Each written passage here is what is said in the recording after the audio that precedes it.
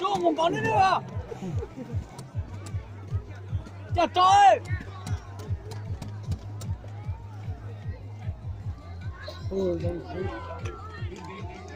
Tranh được.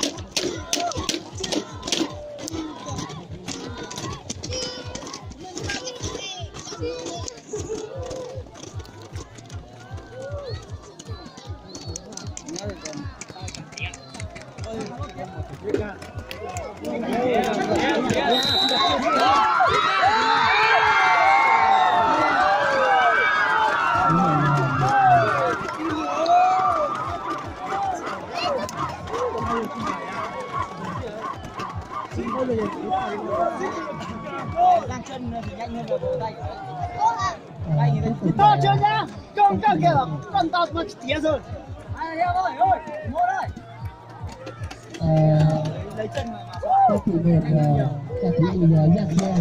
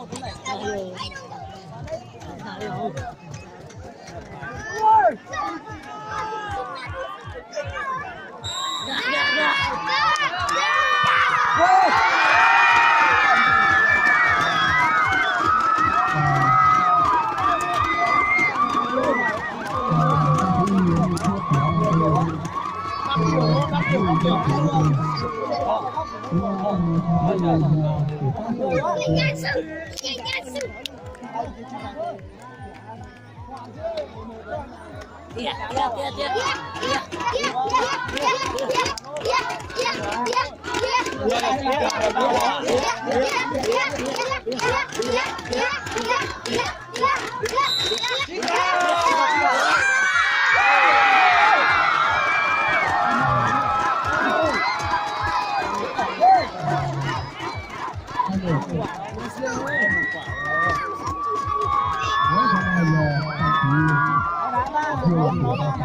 ba vào 2 rồi, đá ba vào 1.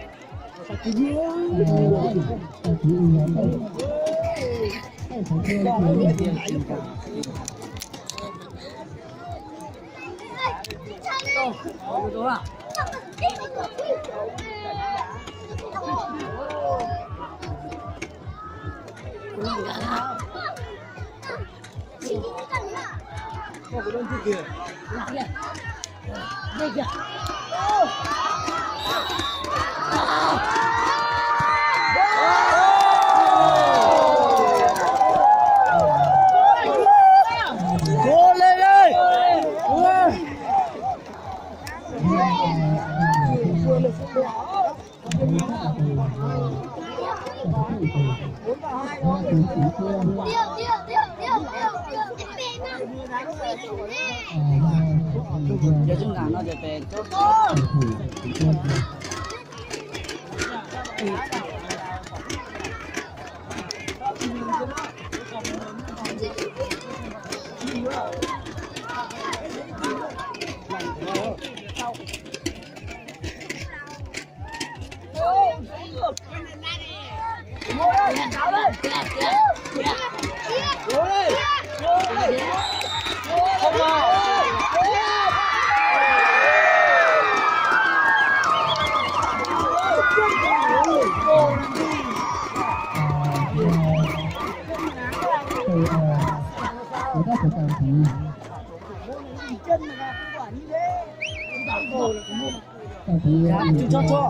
cho ý tưởng hoa Thằng này nhá, đá quả này, nếu không đi đá quả này không vào nhá thì thôi có quả. Đây không? Quả ngoài đấy. Còn đấy. vào đi Đây không? Ra kia. Ra kia.